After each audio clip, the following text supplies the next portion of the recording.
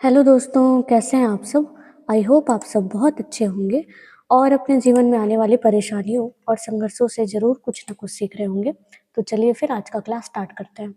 तो आज की क्लास में हम बेसिक कंप्यूटर ऑर्गेनाइजेशन का जो ये टाइप्स ऑफ सॉफ्टवेयर और ऑपरेटिंग सिस्टम है, ये दोनों के जितने भी टॉपिक्स हैं वो कवर करेंगे।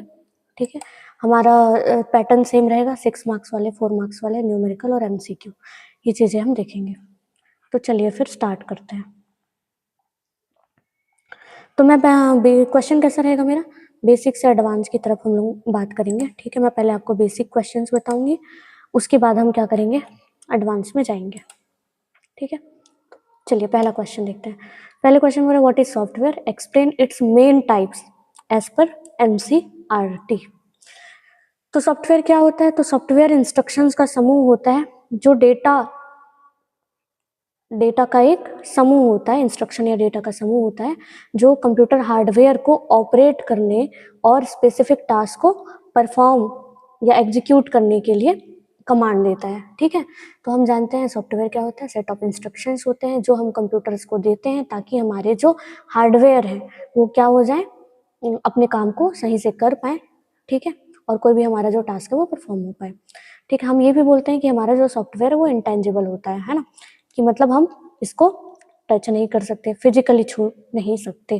ठीक है, लेकिन इसके बिना जो है हमारा हार्डवेयर भी क्या होगा, नहीं चलेगा। ठीक, चलो टाइप्स देखते हैं।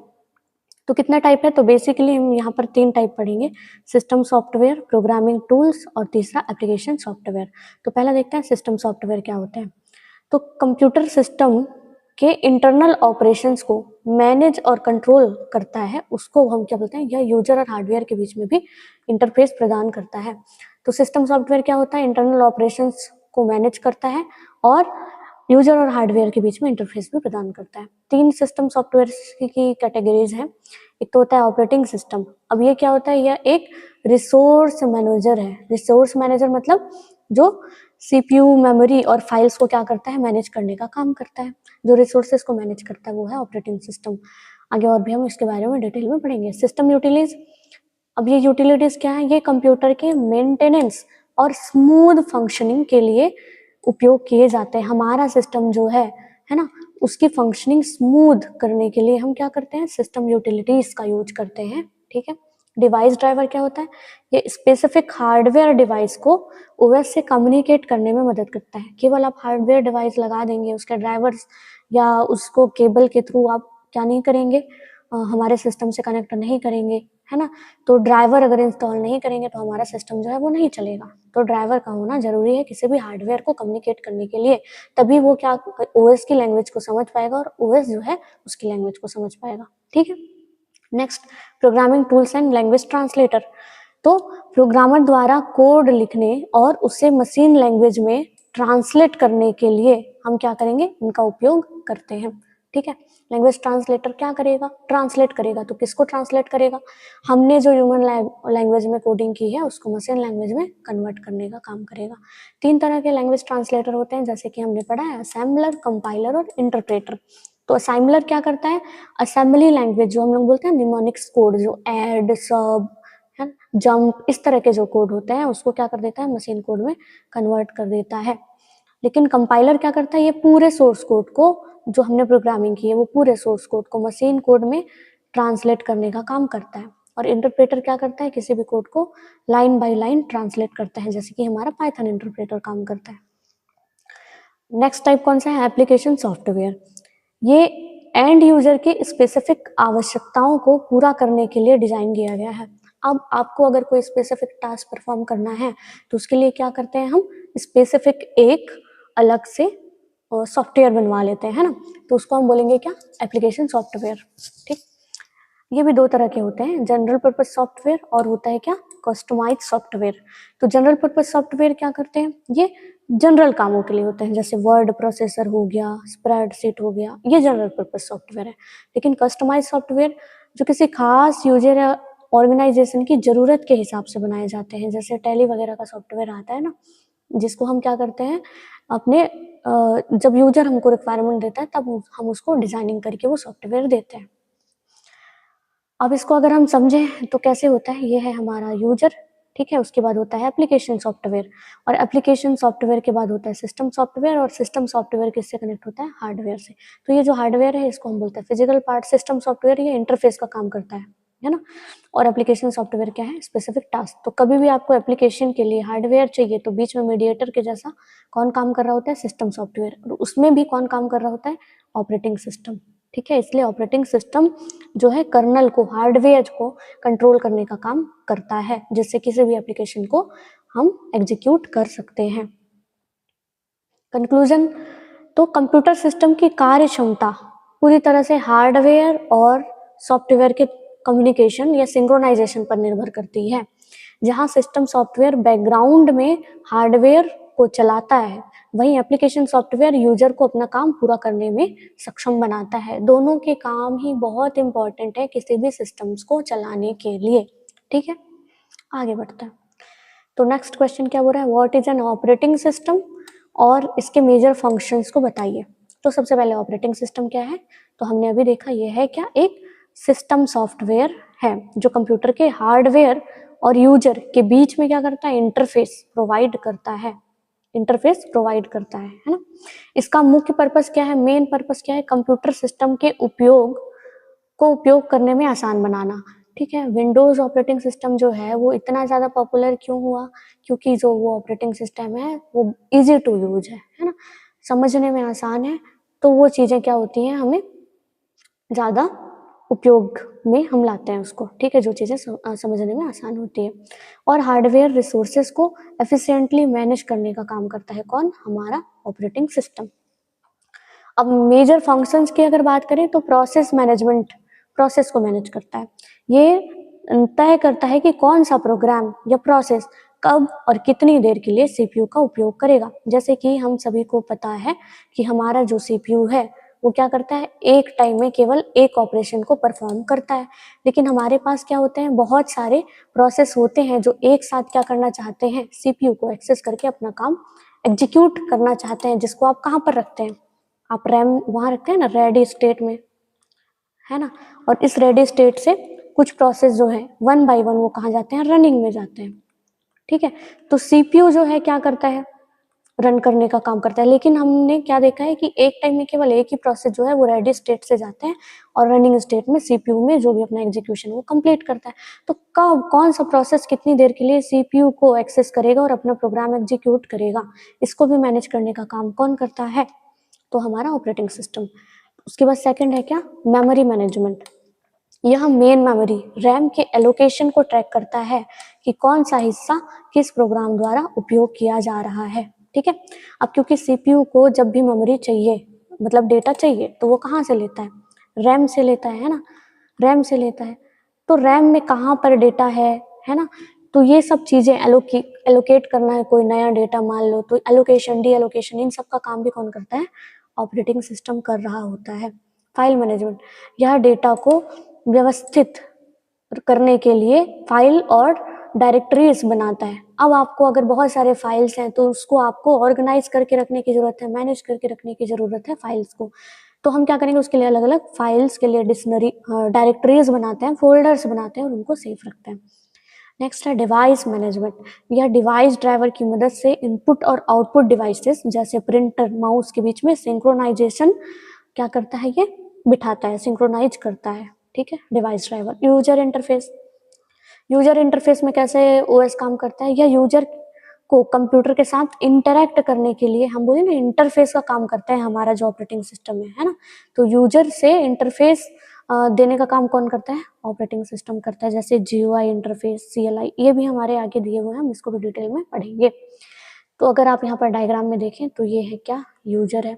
उसके बाद यूजर क्या करता है, एप्लीकेशन सॉफ्टवेयर का यूज करके अपने काम को करना चाहता है। लेकिन एप्लीकेशन सॉफ्टवेयर को चाहिए क्या, हार्डवेयर चाहिए अपने टास्क को कंप्लीट करने के लिए। तो ये टास्क कंप्लीट करने के लिए हार्डवेयर कौन देगा, मैनेज कौन करेगा, ऑपरेटिंग सिस्टम। कब, किस एप्लीकेशन सॉफ्टवेयर को कितने देर के लिए हार्डवेयर चाहिए, ये सब काम कौन मैनेज करता है, एप्लीकेशन सॉफ्टवेयर। ठीक है, अब कंक्लूजन क्या निकलता है कि ओएस कंप्यूटर का नर्वर सिस्टम है, मेन सिस्टम है। इसके बिना हार्डवेयर केवल एक बेजान मशीन की तरह है। आधुनिक ओएस जो मॉडर्न ओएस हैं जैसे विंडोज, एंड्रॉयड, कंप्यूटर को बहुत ही अधिक यूजर फ्रेंडली बना देते हैं। तभी तो ज़्यादा से ज़्यादा यूजर क्या करेंगे, सिस्टम का यूज करेंगे, ऑपरेटिंग सिस्टम का यूज करेंगे, क्योंकि ये इजी टू यूज होता है। ठीक है, नेक्स्ट क्वेश्चन देखते हैं, लैंग्वेज ट्रांसलेटर। ऐसे क्वेश्चन हम बहुत पूछता है, मेनली इसके डिफरेंस में क्वेश्चन पूछता है, कंपाइलर, इंटरप्रेटर, असेंबलर, कंपाइलर, इस तरह से। तो हम पहले इनके डेफिनेशन थोड़ा पढ़ लेते हैं, उसके बाद इसके डिफरेंस में भी बात करेंगे। ठीक है, तो लैंग्वेज ट्रांसलेटर क्या होता है? तो लैंग्वेज ट्रांसलेटर एक सिस्टम सॉफ्टवेयर है, जैसा कि हमने पढ़ा था, जिसे लैंग्वेज प्रोसेसर भी बोलते हैं। इसका मुख्य कार्य क्या है? हाई लेवल लैंग्वेज को असेंबली लैंग्वेज में, या फिर हाई लेवल लैंग्वेज को जो कंप्यूटर समझता है उस लैंग्वेज में, कौन सा समझता है हमारा कंप्यूटर? मशीन लैंग्वेज 0 और 1, उसमें कन्वर्ट करने का काम करता है। ठीक है, तो लैंग्वेज ट्रांसलेटर के कितने टाइप्स हैं? तो मेनली 3 टाइप्स हैं। पहला होता है असेंबलर। असेंबलर क्या करता है? असेंबली लैंग्वेज में जो भी प्रोग्राम्स लिखा है उसको मशीन कोड में कन्वर्ट करता है ना। और असेंबली लैंग्वेज क्या है? तो ये न्यूमेरिक कोड्स होते हैं, जैसे ऐड, सब, मूव, ये सब, है ना, जिन्हें असेंबलर क्या करता है? बाइनरी कोड में बदल देता है। हम सीएसए वगैरह पढ़ेंगे ना, उसमें भी ऐड, सब, मूव, ये सब न्यूमेरिक्स कोड्स आएंगे वहां पर भी। ठीक है, तो और डिटेल में हम पढ़ेंगे इसको। सेकंड है क्या? कंपाइलर। कंपाइलर क्या है? एक हाई लेवल लैंग्वेज है ना, जो पूरे सोर्स प्रोग्राम को एक साथ, ये चीज़ आपको याद रखना है कि कंपाइलर जो है एक साथ पूरे सोर्स प्रोग्राम को स्कैन करता है और उसको मशीन लैंग्वेज में क्या कर देता है? ट्रांसलेट कर देता है। यदि प्रोग्राम में अगर कोई सिंटैक्स एरर होती है तो एग्जीक्यूशन से पहले सभी एरर्स को एक साथ रिपोर्ट करेगा। अब आपको मान लो आप प्रोग्रामिंग लिख रहे हो, 10वीं लाइन में एरर है, ये कब समझ में आएगा आपको?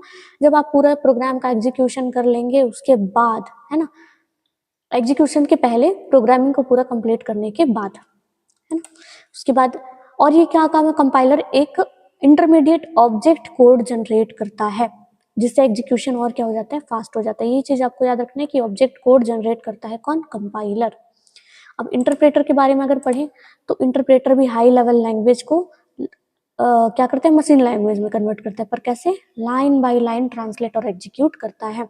पहले एक लाइन को रीड करता है, उसको ट्रांसलेट करता है, और यदि कोई एरर नहीं आता तो उसे क्या कर देता है? एग्जीक्यूट कर देता है। और अगर किसी लाइन में एरर आती है तो यह एग्जीक्यूशन को क्या कर देगा? वहीं पर स्टॉप कर देगा, जिससे क्या हो जाएगी? डिबगिंग आसान हो जाएगी, हमको पता चल जाएगा कि इस लाइन में किस टाइप का एरर है। तो पाइथन जो है इसी ट्रांसलेटर का यूज करता है। पाइथन भी हम डिटेल से आगे वाली क्लास में पढ़ेंगे। ये कंपैरिजन टेबल, ये बेसिक कंपैरिजन टेबल हमने रखा है इसमें। ठीक है, तो असेंबलर इनपुट क्या लेता है? असेंबली लैंग्वेज ये क्या लेता है? हाई लेवल लैंग्वेज, ये भी हाई लेवल लैंग्वेज। प्रोसेस की अगर बात करें तो ये क्या करता है? निमोनिक्स को ट्रांसलेट करता है, ये पूरे कोड को एक बार में ट्रांसलेट करता है, और ये पूरे कोड को लाइन बाय लाइन ट्रांसलेट करता है। एरर्स की बात करें तो फिक्स्ड आफ्टर असेंबली, असेंबली होने के बाद ही आप क्या कर सकते हो? उसको फिक्स करेंगे। Report all error at the end. ठीक है, जितने भी एरर आएंगे वो कब रिपोर्ट होंगे, कब आपको पता चलेंगे एरर्स हैं? वो पूरे प्रोग्राम खत्म होने के बाद। ठीक है, stop it at the first error found, जैसे ही पहला एरर दिखता है ये क्या हो जाता है? वहीं पर स्टॉप हो जाता है। स्पीड की अगर बात करें तो असेंबलर बहुत फास्ट है, कंपाइलर क्या है? ये भी फास्ट है, लेकिन इंटरप्रेटर स्लो है। किसके कंपैरिजन में? कंपाइलर के कंपैरिजन में। ठीक है, और इसका रीजन भी हमको समझ आ रहा है, ये एक ही बार पूरे प्रोग्राम को रन कर दे रहा है इसलिए फास्ट है, ये लाइन बाय लाइन कर रहा है इसलिए स्लो है। अगर आप अब इसमें ये क्वेश्चन बहुत इंपॉर्टेंट हो जाता है कि आपको डिफरेंस बताना है कंपाइलर और इंटरप्रेटर में। ऐसे क्वेश्चंस पूछते ही पूछते हैं, है ना। तो सबसे पहले आप 1 लाइन डेफिनेशन बता दीजिएगा कि कंपाइलर क्या होता है। ये एक सिस्टम सॉफ्टवेयर है जो पूरे हाई लेवल लैंग्वेज प्रोग्राम्स को किसमें एक साथ स्कैन करता है और किसमें कन्वर्ट कर देता है? मशीन लैंग्वेज में। ठीक है, और साथ में ऑब्जेक्ट कोड भी क्या करता है? ये जनरेट करता है। इंटरप्रेटर क्या करता है? ये पूरे कोड को लाइन बाय लाइन ट्रांसलेट करता है। ये एक लाइन को पहले रीड करेगा, उसे ट्रांसलेट करेगा, और अगर उसमें एरर है तो वो दिखाएगा, एरर शो करेगा, और नहीं है तो उसको एग्जीक्यूट कर देगा। ठीक है, अब दोनों में अगर बेसिक डिफरेंस देखें, ट्रांसलेशन मेथड की अगर बात करें कैसे ट्रांसलेट होता है, तो ये पूरे प्रोग्राम को एक साथ ट्रांसलेट करता है, ये कोड को लाइन बाय लाइन ट्रांसलेट और एग्जीक्यूट करता है। स्पीड की अगर बात करें तो ट्रांसलेशन के बाद एग्जीक्यूशन फास्ट हो जाता है। क्यों? क्योंकि एक बार में इसने पूरे प्रोग्राम को ट्रांसलेट किया और साथ ही साथ ऑब्जेक्ट कोड भी ये जनरेट कर रहा है। ठीक है, इसलिए इसका एग्जीक्यूशन फास्ट हो जाता है। इसका एग्जीक्यूशन स्लो होता है। क्यों? क्योंकि ये हर लाइन को क्या करता है? ये बार बार ट्रांसलेट करता है।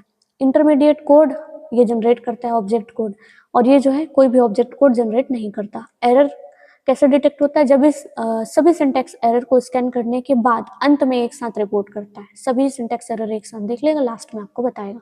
और ये क्या करता है, पहली एरर मिलते ही क्या कर देगा, एग्जीक्यूशन को रोक देगा, जिससे क्या हो जाता है, डिबगिंग आसान हो जाता है। मेमोरी रिक्वायरमेंट की अगर बात करें तो ऑब्जेक्ट को स्टोर करने के लिए अधिक मेमोरी की आवश्यकता होती है, और इसको ऑब्जेक्ट कोड नहीं ये जनरेट कर रहा है, इसलिए कम मेमोरी की आवश्यकता होती है। प्रोग्रामिंग लैंग्वेज कौन कौन से हैं जो कंपाइलर वाले हैं? तो सी, सी प्लस प्लस, जावा, ये सभी क्या है, कंपाइलर वाले लैंग्वेज है। और ये क्या है, पाइथन इंटरप्रेटेड लैंग्वेज है, पीएचपी, रूबी, ये सब क्या है, इंटरप्रेटेड लैंग्वेज है। तो नेक्स्ट क्वेश्चन देखते हैं इसके बाद। हाँ, यहाँ पर मैंने एक डायग्राम भी ऐड किया हुआ है कि ये हमारा सोर्स कोड है, हाई लेवल लैंग्वेज। कंपाइलर और इंटरप्रेटर क्या करता है, ये दोनों ट्रांसलेटर है, इसको ट्रांसलेट करेंगे बीच में और मशीन कोड में इसको कन्वर्ट कर देंगे। नेक्स्ट क्वेश्चन देखते हैं। मैंने 4 मार्क्स वाले भी क्वेश्चन रखे हैं। 4 मार्क्स थोड़ा सा छोटा छोटा क्वेश्चन मैंने रखा है, और 6 मार्क्स में थोड़ा लेंथी क्वेश्चन रखा है। अब इसके बाद क्या बोल रहा है, explain system software with examples. तो सिस्टम सॉफ्टवेयर क्या है, तो वह सॉफ्टवेयर है जो कंप्यूटर हार्डवेयर और यूजर के बीच इंटरफेस प्रदान करता है, उसको बोलते हैं हम लोग सिस्टम सॉफ्टवेयर।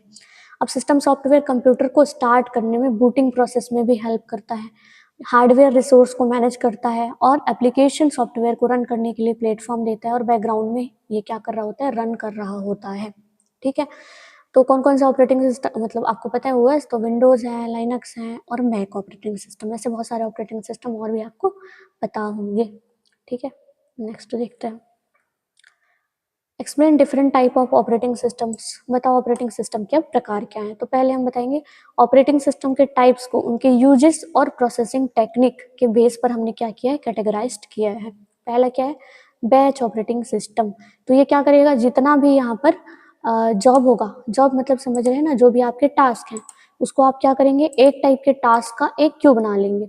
मान लो यहाँ पर मुझे क्या करना था, ऐड करना था। ठीक, ऐड करना था, तो ऐड करने वाले जितने भी ऑपरेशंस हैं उसका मैं क्या करूंगी, एक क्यू बना लूंगी, जो क्यू बना लूंगी, इसको सबको एक में कंबाइन कर दूंगी, और इसको मैं सीधा क्या करूंगी, फिर एक साथ मेरे प्रोसेसर को दूंगी। ठीक है, तो ये क्या हो जाता है, ये जॉब क्यू, एक साथ जितने भी सेम टाइप के टास्क हैं उसको मैं क्या कर देती हूँ, उसका क्यू बना देती हूँ। ठीक है, ये बैचेस बना के, ये बैच बना लिया हमने पूरा, एक साथ हम प्रोसेसर को देंगे। टाइम शेयरिंग क्या करते हैं, आपने राउंड रॉबिन का कॉन्सेप्ट पढ़ा होगा, है ना, उसमें हर प्रोसेसर को हम क्या करते हैं, एक फिक्स टाइम क्या करते हैं, टाइम स्लॉट उसको देते हैं। ठीक है, तो मल्टीपल यूजर को सीपीयू क्या करता है, टाइम शेयर करता है। रियल टाइम ऑपरेटिंग सिस्टम क्या होगा, ये टाइम क्रिटिकल एप्लीकेशंस के लिए यूज होता है, मतलब हम इसी टाइम पे, जिस टाइम पर हमने डिसाइड किया उसी टाइम पे ही हम उस प्रोग्राम को एग्जीक्यूट करेंगे। ठीक है, तो ये हो जाता है रियल टाइम। ठीक है, distributed operating system multiple computer को एक सिस्टम की तरह ऑपरेट करता है ना, अलग अलग सिस्टम्स अलग अलग जगह पे हैं, उनको आपको क्या करना है, एक साथ कंबाइन करके यूज करना है इस तरह से, तो उसको हम बोलते हैं डिस्ट्रीब्यूटेड ऑपरेटिंग सिस्टम। अब नेक्स्ट क्वेश्चन बोल रहे हैं, why is an operating system called a resource manager. हम ऑपरेटिंग सिस्टम को रिसोर्स मैनेजर क्यों बोलते हैं। ठीक है, आप 4 रिसोर्स, कौन कौन से 4 रिसोर्सेस मैनेज करता है, ये चीज़ें आपको बतानी है। तो ऑपरेटिंग सिस्टम को रिसोर्स मैनेजर इसलिए कहा जाता है क्योंकि कंप्यूटर सिस्टम के सभी हार्डवेयर और सॉफ्टवेयर रिसोर्सेस को एफिशिएंटली मैनेज, एलोकेट और कंट्रोल करने का काम करता है कौन, हमारा ऑपरेटिंग सिस्टम। तो इसका मुख्य उद्देश्य क्या है कि सिस्टम के लिमिटेड रिसोर्सेस को यूज कर इस तरह से करना है कि कोई भी कंफ्लिक्ट ना आए। ठीक है, इस तरह से सभी रिसोर्सेस को मैनेज करो कि प्रोसेस आपस में ईजिली स्मूथली अपने प्रोसेस को क्या कर लें, कंप्लीट कर लें, एग्जीक्यूशन कर लें, और परफॉर्मेंस जो है वो हमारा ऑप्टिमल रहे। ठीक है, तो कौन कौन से ये 4 रिसोर्स मैनेज करता है हमारा ऑपरेटिंग सिस्टम, हम ऊपर भी पढ़े थे, यहाँ पर और बता देती हूँ। प्रोसेस मैनेजमेंट करता है, वैसे यह तय करते हैं कि कौन सा प्रोसेस कब और कितनी देर के लिए सीपीयू में रहेगा, है ना। यह प्रोसेस शेड्यूलिंग, हम प्रोसेस शेड्यूलिंग पढ़े ना, सीपीयू शेड्यूलिंग, उसी के माध्यम से ये क्या करता है, सीपीयू यूटिलाइजेशन करता है को और मैक्सिमम और मैक्सिमाइज कर देता है। ठीक है, वो पढ़े ना, फर्स्ट इन फर्स्ट आउट, और क्या पढ़े, लिफो, ये सब सीपीयू शेड्यूलिंग एल्गोरिथम्स। ठीक है, सेकंड है क्या, मेमोरी मैनेजमेंट। मेमोरी मैनेजमेंट यह प्राइमरी मेमोरी रैम के स्पेस को एलोकेट और डी एलोकेट करने का काम करता है। कब कौन सा डेटा सीपीयू को चाहिए उसको हम रैम में रखते हैं, उसको बोलते हैं एलोकेट करना। उसके कंप्लीट हो जाने के बाद रैम को फ्री करने के लिए हम क्या कर देते हैं, उसको डी एलोकेट कर देते हैं, उस डेटा को उठा के सेकेंडरी मेमोरी में डाल देते हैं, जिसको हम बोलते हैं डी एलोकेशन, है ना। यह ट्रैक करता है कि मेमोरी का कौन सा हिस्सा किस प्रोसेस द्वारा इस्तेमाल किया गया है। फाइल मैनेजमेंट, यह स्टोरेज डिवाइस में डेटा को ऑर्गेनाइज और स्टोर करने और रिट्रीव करने के काम को संभालता है। कौन, स्टोरेज डिवाइस। किसी डेटा को आपने कैसे ऑर्गेनाइज करना है, कहाँ स्टोर करना है और कैसे रिट्रीव करना है, इन सब चीज़ों को संभालने का काम करता है कौन, हमारा ऑपरेटिंग सिस्टम। इसमें ये क्या करेगा, अलग अलग डायरेक्टरीज बनाएगा, फाइल को डिलीट या कॉपी करेगा और एक्सेस का परमिशन देगा कि इस फाइल को कौन एक्सेस कर सकता है। अब उसके बाद नेक्स्ट है डिवाइस मैनेजमेंट। डिवाइस मैनेजमेंट क्या करेगा, ये सभी इनपुट आउटपुट डिवाइसेस जैसे कीबोर्ड, माउस, प्रिंटर, इनके बीच में क्या करेगा, सिंक्रोनाइजेशन बनाने का काम करेगा। ये डिवाइस ड्राइवर का उपयोग करके हार्डवेयर कंपोनेंट को सिस्टम के साथ कम्युनिकेट करने में भी सक्षम बनाता है। ठीक है, कब कौन सा सिस्टम को कौन सा कंपोनेंट हार्डवेयर का चाहिए, इन सब का सिंक्रोनाइजेशन हमको करना पड़ेगा, कम्युनिकेशन करना पड़ेगा, है ना। उसके लिए हम डिवाइस ड्राइवर का यूज करेंगे। ठीक है, लेकिन मेनली वो मैनेज कौन करता है इन सब कामों को, ऑपरेटिंग सिस्टम।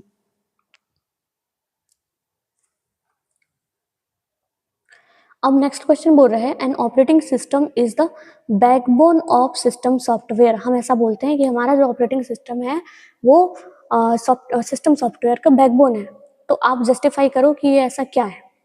ठीक है, तो ऑपरेटिंग सिस्टम सबसे महत्वपूर्ण सिस्टम सॉफ्टवेयर है ना, क्योंकि अगर ऑपरेटिंग सिस्टम नहीं होगा तो आपका जो सिस्टम है वो नहीं चलेगा, क्योंकि यह पूरे सिस्टम के हार्डवेयर, एप्लीकेशन, सॉफ्टवेयर के बीच में एक ब्रिज की तरह कार्य करता है।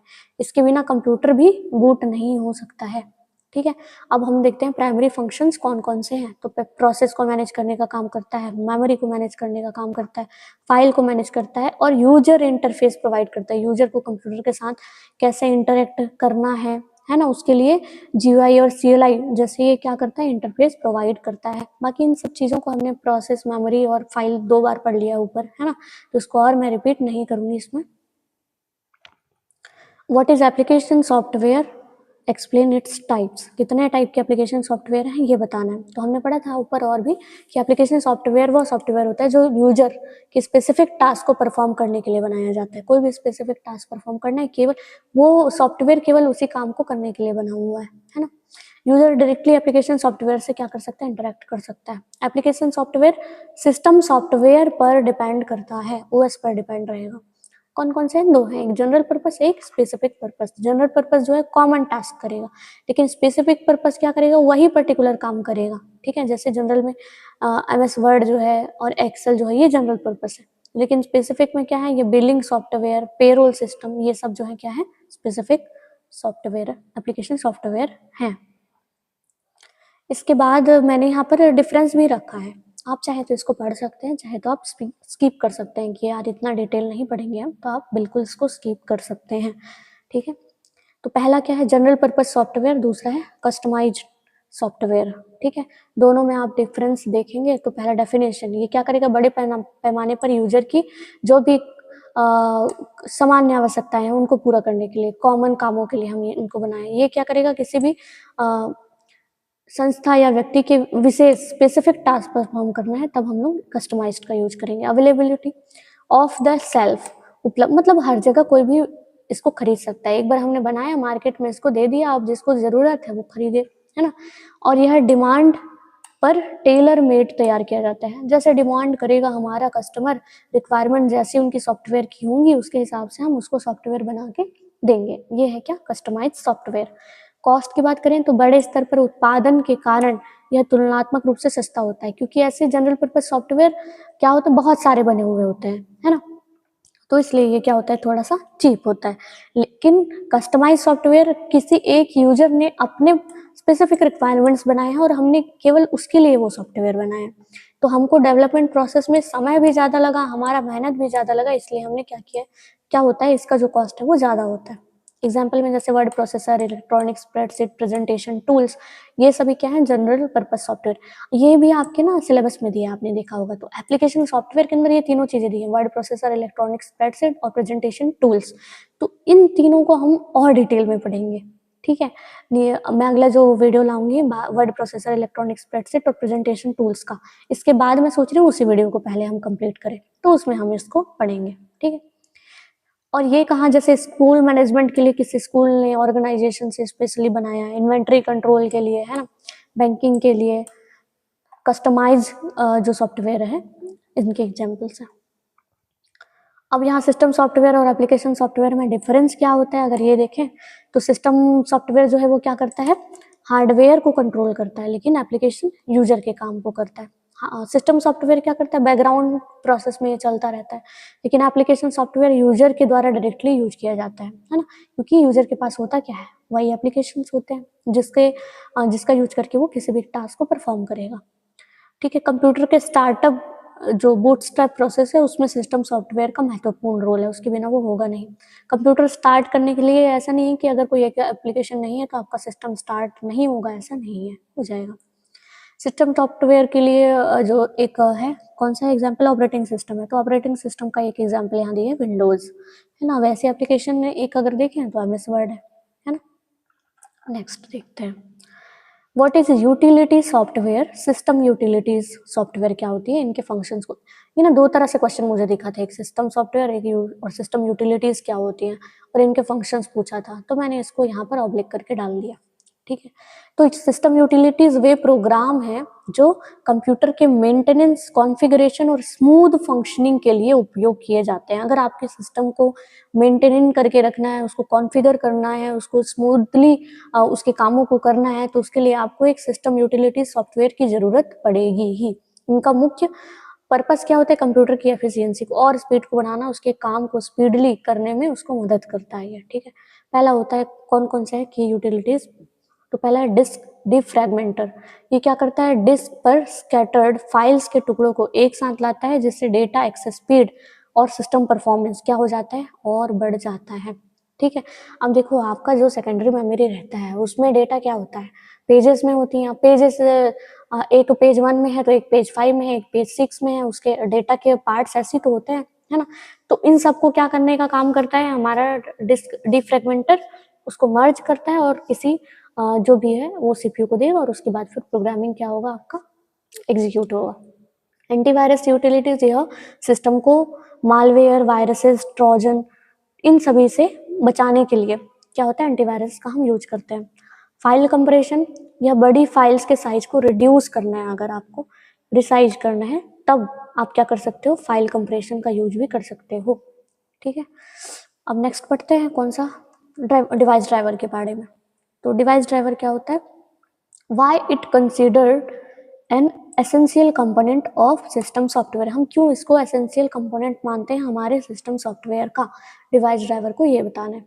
तो डिवाइस ड्राइवर एक स्पेशलाइज्ड सिस्टम सॉफ्टवेयर है, स्पेशलाइज्ड है ना, जो ऑपरेटिंग सिस्टम और एक स्पेशल हार्डवेयर डिवाइस के बीच एक ट्रांसलेटर या इंटरफेस के रूप में काम करता है। अब बात ऐसा है कि हार्डवेयर का लैंग्वेज जो है OS को समझ नहीं आ रहा, और OS भैया को हार्डवेयर डिवाइस का लैंग्वेज समझ नहीं आ रहा, तो बीच में मीडिएटर की जरूरत है, जो कौन काम करता है, डिवाइस ड्राइवर उसका काम करता है, ठीक है। तो कौन कौन से कंपोनेंट है, तो कम्युनिकेशन, प्रत्येक हार्डवेयर डिवाइस की अपनी विशिष्ट इंटरनल वर्किंग और कमांड होती है ना। अब हर हार्डवेयर डिवाइस का अपना अपना काम है, अपना अपना कमांड है, ठीक है। ड्राइवर उन कमांड्स को OS के समझने योग्य बाइनरी सिग्नल्स में बदल देता है, ठीक है। ड्राइवर, क्योंकि OS को समझ में आता है, बाइनरी लैंग्वेज है ना, तो ड्राइवर वही काम करेगा। हार्डवेयर सपोर्ट, जब भी सिस्टम में कोई नया हार्डवेयर जोड़ा जाता है तो OS को यह बताने के लिए कि हार्डवेयर का उपयोग कैसे करना है, तो उसके लिए हमको क्या है, ड्राइवर की आवश्यकता होती है। एफिशिएंसी, तो ये सुनिश्चित करता है कि हार्डवेयर डिवाइस बिना किसी कॉन्फ्लिक्ट के OS के साथ स्मूथली क्या कर ले, कम्युनिकेट कर ले हमारे हार्डवेयर डिवाइस। इसके लिए भी हमको किसकी जरूरत पड़ रही है, डिवाइस ड्राइवर की जरूरत पड़ती है। तो ये जो है, ये तीनों कंपोनेंट है किसके, डिवाइस ड्राइवर के, ठीक, एसेंशियल कंपोनेंट है। डिफरेंट टाइप के ऑपरेटिंग सिस्टम्स के ऑपरेटिंग सिस्टम के यूजर इंटरफेस के बारे में आपको बताना है, ठीक है। अगर आपको लगे कि ये क्या पढ़ ले रहे हैं भाई हम, तो आप देख सकते हैं ये यहाँ पर दिया हुआ है ये ओएस यूजर इंटरफेस, तो मैं ये वाला जो है टॉपिक अभी आपको करवा रही हूँ, ठीक है। तो ऑपरेटिंग सिस्टम का यूजर इंटरफेस वह माध्यम है जिसके द्वारा यूजर कंप्यूटर के साथ क्या कर पाता है, इंटरेक्ट कर पाता है, ठीक है। अगर आपको यूजर को क्या करना है, इंटरेक्ट करना है किसी भी सॉफ्टवेयर से, एप्लीकेशन सॉफ्टवेयर से, तो किसकी जरूरत है भाई, यूजर इंटरफेस की जरूरत है ना। तो इसके दो तरीके हैं, दो प्रकार हैं। पहला होता है CUI जिसको हम बोलते हैं कैरेक्टर यूजर इंटरफेस, या इसी को और क्या बोलते हैं, कमांड लाइन इंटरफेस, ठीक है। तो इसमें यूजर को कंप्यूटर के साथ कम्युनिकेट करने के लिए कमांड टाइप करना पड़ता है, ठीक है। CMD में जाके कमांड टाइप करो, फिर ये कौन सा वाला है OS, कौन सा OS होता है, लाइनक्स में ये यूज किया है हमने ये, ठीक है। टेक्स्ट बेस्ड होता है, सीखना कठिन है क्योंकि यूजर को कमांड याद रखना पड़ता है, क्योंकि इसमें कोई ग्राफिकल इंटरफेस नहीं होता है। जो होता है वो क्या होता है, आपको बस लिख लिख के अपने प्रोग्राम्स को एग्जीक्यूट, प्रोसेस को एग्जीक्यूट करवाना होता है, ठीक। तो ये डॉस कमांड जो है लाइनक्स के टर्मिनल है वो इसी पे आधारित है। ग्राफिकल यूजर इंटरफेस क्या होते हैं, इसमें यूजर विजुअल कंपोनेंट्स होते हैं, जैसे विंडोज, आइकन, मेन्यूज, पॉइंटर्स, ये सब होते हैं, जिससे यूजर को समझ में आ जाता है कि क्या है। जैसे आप व्हाट्सएप को खोलते होंगे अपने फोन में, है ना, तो ये थोड़ी देखते होंगे WHAT वो लिखा है, ये नहीं देखते। आप क्या देखते हैं, व्हाट्सएप की वो ग्रीन कलर का आइकन होना चाहिए, बस आप क्या करते हैं, उसको क्लिक करके यूज कर लेते हैं, है ना। तो वो इजी टू यूज होता है, यूजर फ्रेंडली होता है। इसे माउस या टच स्क्रीन से संचालित किया जाता है। अब कौन कौन से इसमें होते हैं ग्राफिकल यूजर इंटरफेस, तो विंडोज 11, मैक में होता है, एंड्रॉयड में अभी पूरे में क्या होता है, फोन्स वगैरह में भी सारे क्या चलते हैं, एंड्रॉयड में पूरे ग्राफिकल यूजर इंटरफेस ही चलते हैं, है ना। आइकन्स बने हुए होते हैं, उसी का यूज हम करते हैं। ये है दोनों में डिफरेंस, ठीक है। इसमें आपको क्या करना पड़ता है, इंटरेक्शन के लिए टाइप करना पड़ता है। इसमें क्या होता है, आइकन्स या मेन्यूज होते हैं, उस पर क्लिक करना। ये क्या है, बिगिनर्स के लिए डिफिकल्ट है, क्योंकि इसमें आपको कमांड सारे याद होने चाहिए। और ये क्या है, इसको हर कोई यूज कर लेता है, इजी है। स्पीड की देखें तो ये फास्ट है ना, एक्सपर्ट के लिए। और ये स्लो है, क्योंकि इसमें ग्राफिक्स जो है वो बहुत ज़्यादा हैवी होते हैं, ग्राफिक्स इसमें होता नहीं है ना। और इसमें जो है हाई क्वालिटी के आइकन्स और विजुअल्स होते हैं। डिवाइस की अगर बात करें तो कीबोर्ड इसके लिए जरूरी है। अगर आपको कमांड लाइन इंटरफेस करना देना है, मतलब आप क्या करेंगे, टाइप करेंगे तो कीबोर्ड की जरूरत है ना। और ये दोनों से हो जाते हैं, कीबोर्ड से भी कंट्रोल हो जाते हैं, माउस से भी आप ये काम कर सकते हैं। नेक्स्ट क्वेश्चन देखो क्या बोल रहा है, if you delete a device driver of a mouse का डिवाइस जो है डिवाइस ड्राइवर आपने डिलीट कर दिया, can the operating system still use it, तो अब OS यूज कर पाएगा क्या, अगर नहीं तो क्यों, और हाँ तो क्यों, ये चीज बताना है ना। तो नहीं कर पाएगा भाई, क्यों नहीं कर पाएगा, OS जो है माउस का उपयोग नहीं कर पाएगा। इसका रीजन ये है कि OS केवल यूनिवर्सल कमांड भेजता है, लेकिन माउस के विशिष्ट हार्डवेयर सिग्नल को समझने के लिए आपको क्या है, ड्राइवर की जरूरत है। ड्राइवर नहीं होगा तो OS की भाषा वो समझ ही नहीं पाएगा, यूनिवर्सल कमांड जो OS ने भेजे हैं, है ना, वो समझ ही नहीं पाएगा। तो उस हार्डवेयर सिग्नल को समझने के लिए ड्राइवर की आवश्यकता होती है, और बिना ड्राइवर के OS और हार्डवेयर के बीच कम्युनिकेशन का जो लिंक है वो टूट जाएगा। ना हार्डवेयर की बातें OS को समझ में आएंगी, ना OS का ये यूनिवर्सल कमांड हार्डवेयर को समझ में आने वाला है। इसलिए अगर आप डिवाइस ड्राइवर के माउस के डिवाइस ड्राइवर को डिलीट कर दिए तो OS इसको यूज नहीं कर पाएगा।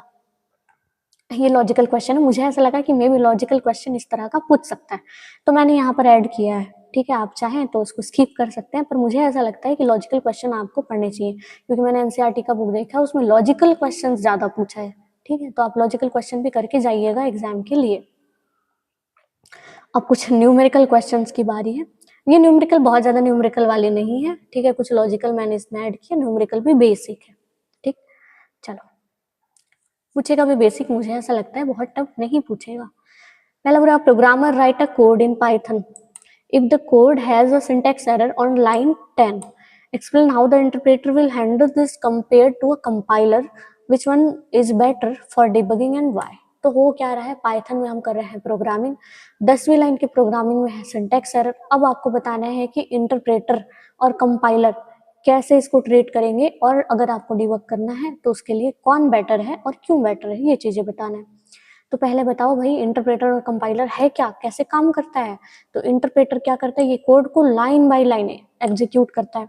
तो जैसे ही ये लाइन 10 पर पहुंचेगा तो वहीं पर एग्जीक्यूशन क्या हो जाएगा, रुक जाएगा, है ना, क्योंकि आप जैसे उसको रन करोगे, है ना, वो 10th लाइन लिख लिए, अब रन करोगे तो वो क्या बोलेगा, सिंटैक्स एरर, है ना, आगे बढ़ेगा ही नहीं, और एरर क्या कर देगा, वहीं पर आपको दिखा देगा। लेकिन कंपाइलर क्या करेगा, ये पूरे कोड को एक साथ स्कैन करेगा और यह लाइन 10 की एरर को प्रोग्राम के अंत में अन्य सभी एरर्स के साथ एक साथ रिपोर्ट करेगा। ठीक है, अब ये कंपाइलर काम ऐसे करता है ना कि पूरे प्रोग्राम को एक साथ वो क्या करता है, कंपाइल करता है और उसी टाइम में बताता है कि किस लाइन में एरर है, कौन सा एरर है ना। तो अब ऐसे तो फिर मुश्किल हो जाएगा, तो डिबगिंग के लिए बेहतर कौन है, इंटरप्रेटर है, क्योंकि ये क्या किया, हमारे जहाँ भी गलती थी हमारी लाइन में उसको तुरंत ही उसी लाइन में बता दिया, तो हम समझ जाएंगे 10वीं लाइन में एरर है तो हम क्या करेंगे, तुरंत वहां पर उसको पहले करेक्ट करेंगे फिर आगे बढ़ेंगे, है ना, जिससे प्रोग्रामर को तुरंत पता चल जाएगा कि समस्या कहाँ है, उसको वो डिबग करके उसको सॉल्व कर लेगा। नेक्स्ट क्वेश्चन इसमें देखते हैं। अब ये ओएस के रिसोर्स मैनेजमेंट वाली क्वेश्चन है, मैंने ये रखा है। इसमें बोल रहे सपोज अ कंप्यूटर सिस्टम है 4 GB रैम है, चलो total the operating system occupy, operating system ने ही पहले से कितना रख लिया है, 1.2 GB इसने पहले रख लिया। अब एंड द 3 एप्लीकेशन, अब 3 एप्लीकेशन हैं जिनको 800 MB, 500 MB और 1.5 GB की जरूरत है। तो अब आप बताओ क्या OS run all 3 application simultaneously, क्या ओएस इसको रन कर सकता है, साइमल्टेनियसली बोल रहे हैं ना, एक साथ रन करें, ऐसे नहीं 1 by 1 तो चल जाएगा नहीं, लेकिन हमको एक साथ रन करवाना है, तो अब कर पाएगा क्या। तो यहाँ पर आप ओएस का रोल बताइए कि वो कैसे मेमोरी मैनेजर की तरह काम कर रहा है, ये चीज आपको यहाँ पर इसमें बताना है। ठीक है, तो जितना जो डेटा है उसको मैं क्या करती हूँ, पहले तो किस में कन्वर्ट करूँ भाई, है ना, तो देखो हम एमबी में कर लेते हैं, क्योंकि यहाँ पर एमबी में भी क्वेश्चंस में दिया हुआ है, नहीं देखो ये और एमबी में, तो इस जीबी को पहले मुझे तो एमबी में कन्वर्ट करना पड़ेगा, फिर मैं इसको क्या करूंगी, इन तीनों को एमबी में कन्वर्ट करके ऐड करूंगी, ऐड करने के बाद इससे क्या कर दूंगी, माइनस कर दूंगी, तो मेरा आंसर क्या है, आ जाएगा, है ना, कि वो एक साथ साइमल्टेनियसली हमारा काम हो पाएगा कि नहीं।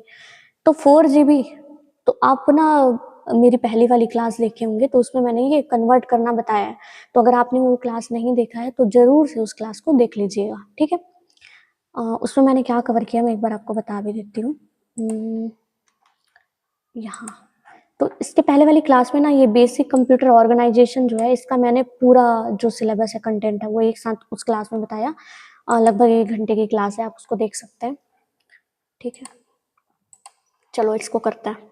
तो मैंने वहाँ पर बताया था कि कैसे कन्वर्ट करना है जीबी को एमबी में, मैं यहाँ भी बता देती हूँ। तो ये है हमारा जीबी। ठीक है, जीबी से पहले क्या आता है भाई, केबी से शुरू करते हैं, केबी, फिर होता है एमबी, फिर होता है क्या, जीबी।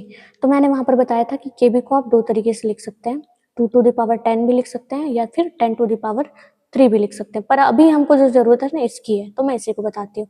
एमबी को आप लिख सकते हैं 2⁻20 और इसको लिख सकते हैं 2⁻30, आप ये लिख सकते हैं, है ना। तो और मैंने बताया था कि अगर आपको एमबी को जीबी में कन्वर्ट करना है तो आप क्या करेंगे, उसको डिवाइड करेंगे, है ना, जब भी आप अपर लेवल में जाते हैं आप क्या करते हैं, डिवाइड, और जब आप लोअर लेवल में आने लगते हैं, जैसे जीबी को एमबी में आपको कन्वर्ट करना है तो आप क्या करेंगे, मल्टीप्लाई, क्या डिवाइड करेंगे, तो 1024 डिवाइड करेंगे, क्या मल्टीप्लाई करेंगे, तो 1024 मल्टीप्लाई करेंगे। अभी हमको जीबी से किस में आना है, एमबी से, एमबी में, है ना, तो एमबी में आना है जीबी से, एमबी में आना है एमबी में, तो हम क्या करेंगे, यहाँ पर मल्टीप्लाई करेंगे। ठीक है, तो आप क्या कर सकते हो, सीधे सीधे 1024 को 4 से मल्टीप्लाई करते हो तो आपका आंसर क्या आ जाता है, 4096 आ जाएगा। अब 1.2 GB को भी आपको कन्वर्ट करना पड़ेगा किसमें, इसी में ही, है ना, एमबी में, तो फिर से क्या कर देना, इसको मल्टीप्लाई कर देना किससे, 1024 से, तो आपको ये आंसर मिल जाएगा। ठीक है, अब ये तीनों एमबी में मिल गए, ये तीनों, है ना, तो अब मैं यहाँ पर ऐड करूँ तो 800 MB इसका, 500 MB इसका, और इसका कितना एमबी आ रहा है, तो 1228.8 MB जो है ये इसका आ रहा है। तीनों को अगर आप ऐड करते हैं तो कितना आएगा, तीनों को अगर आप ऐड करते हैं तो आएगा ये इतना। ठीक है, अब यहाँ पर क्या बात किया है, नहीं तीनों को ऐड नहीं करना है, ये तो ओएस ने ऑक्यूपाई करके रखा है इसको, 800, 500 और ये क्या था, 1.5 GB। 1.5 GB को और भी आपको कन्वर्ट करना पड़ेगा यहाँ पर। अब 1.5 GB को उसने कन्वर्ट किया है, नहीं किया है, नहीं किया है तो आप कर लेना। 1.5 को मल्टीप्लाई कर देना 1024 से। मल्टीप्लाई करने के बाद जो भी आंसर आएगा उस आंसर को आप क्या कर लेना, यहाँ पर इसके साथ ऐड करना, यहाँ पर ऐड करना उसको, ठीक है। तो इन तीनों को ऐड करोगे तो आएगा इतना, ठीक है। अब इसको क्या करना पड़ेगा, पहले तो अवेलेबल स्पेस निकालना पड़ेगा ना। तो 4 GB का पूरा है ये 4096, ये टोटल है हमारे पास 4096, जिसमें OS ने पहले ही इतना रख लिया और इतने का हमने MB में निकाला ये है। तो इसको पहले कर दोगे माइनस, माइनस करोगे तो आंसर आपको क्या मिल जाएगा यहाँ पर 2867.2, और तीनों को ऐड करने के बाद आपको आंसर क्या मिला है 2836, है ना, जो एप्लीकेशंस थे। तो इसमें आप इसको माइनस करो, माइनस नहीं करोगे तो ऐसे भी आपको पता चला है कि जो ये 2836 है ना, ये जो है ये लेस है किससे, हमारे अवेलेबल स्पेस से। मतलब हम इन तीनों को एक साथ जो है रैम क्या कर सकते हैं, प्रोवाइड कर सकते हैं, है ना। तो ये प्रोग्राम हमारा स्मूथली चल जाएगा। अब इसमें OS कैसे काम कर रहा है, तो रैम के ब्लॉक को एलोकेट करता है और ट्रैक करता है कि कौन सा प्रोसेस कितनी मेमोरी यूज कर रहा है। ये काम कर रहा है कौन, हमारा OS as a memory management करने का काम कर रहा है, किसको कितना चाहिए, क्या फ्री है कि नहीं है, रैम को कब एलोकेट करना है, किस ब्लॉक को एलोकेट करना है, ये सब काम कर रहा है। इसलिए इसको यहाँ पर OS हमारा एज अ मेमोरी मैनेजर काम कर रहा है। हाँ, ये मेरा चैनल को आप जरूर से सब्सक्राइब कर लीजिएगा और ऐसे कंटेंट आपको आते रहेंगे। तो ब्लैक बेल आइकन को भी यहाँ पर प्रेस कर दीजिएगा, ठीक है। और अगर वीडियो पसंद आए तो लाइक जरूर कर दीजिए। चलो अब MCQs करते हैं फटाफट। तो पहला MCQ क्या बोल रहा है, what does the acronyms WIMP stand for an GUI environment. GUI environment के लिए इसका फुल फॉर्म आपको बताना है। तो मैंने ये बताया था आपको, है ना, ऊपर में हम लिखे थे। ये क्या होता है, W for Windows, icon, menu और पॉइंटर, ये होता है इसका आंसर, है ना। GUI interface is more efficient for system administrator who need to perform repetitive task using script, ठीक है। तो यहाँ पर अगर आपको स्क्रिप्ट लिख लिख के कोई टास्क को परफॉर्म करना है तो आप क्या करोगे, CLI का यूज करोगे, ठीक है, कमांड लाइन इंटरफेस का। MS DOS ये किसका एग्जाम्पल है, तो CLI का है, हमको पता है कमांड लाइन इंटरफेस है। User interact with the system primarily through a mouse और टच, किसमें आप माउस और टच स्क्रीन का यूज करते हैं, तो ग्राफिकल यूजर इंटरफेस में, है ना। Interface consume more system memory, सबसे ज्यादा कौन लेता है, ग्राफिकल, क्योंकि इसके ग्राफिक्स हाई लेवल के होते हैं, हमने जैसे बात किया। अब लाइन बाय लाइन कौन ट्रांसलेट करेगा, तो करेगा इंटरप्रेटर, है ना। और क्या असेंबली लैंग्वेज को कौन ट्रांसलेट करेगा, तो असेंबलर करेगा।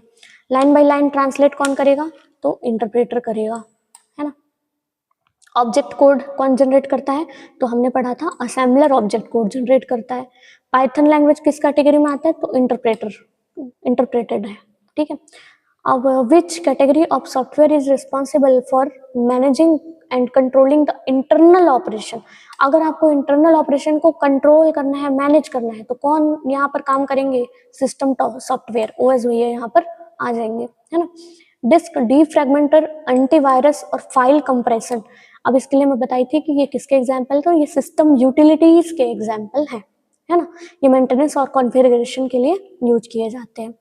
A software that act as interface between OS and specific hardware। अब OS और हार्डवेयर के बीच में कौन होता है, तो डिवाइस ड्राइवर होता है। अब यहाँ पर बोल रहे हैं which language process translate the entire high language into machine at once. एक बार में कौन कर देता है, कंपाइलर, है ना। और ये क्वेश्चन इसी का था, हाँ। पाइथन यूजेस, हाँ, तो पाइथन कौन सा करता है, इंटरप्रेटर का यूज करता है। Which of the following is true for an interpreter, के लिए क्या सही है, इट जनरेट एन इंटरमीडिएट, नहीं, ये तो कौन करता है, कंपाइलर करता है। इट ट्रांसलेट होल प्रोग्राम, एक बार में, वो भी कौन करता है, compiler. It stop execution at the first error found, हाँ, पहले एरर मिलते ही वो रुक जाता है, वो कौन है, हमारा इंटरप्रेटर। फास्टर देन कंपाइलर होता है, नहीं, ये तो गलत बोल रहा है ना, स्लोवर होता है।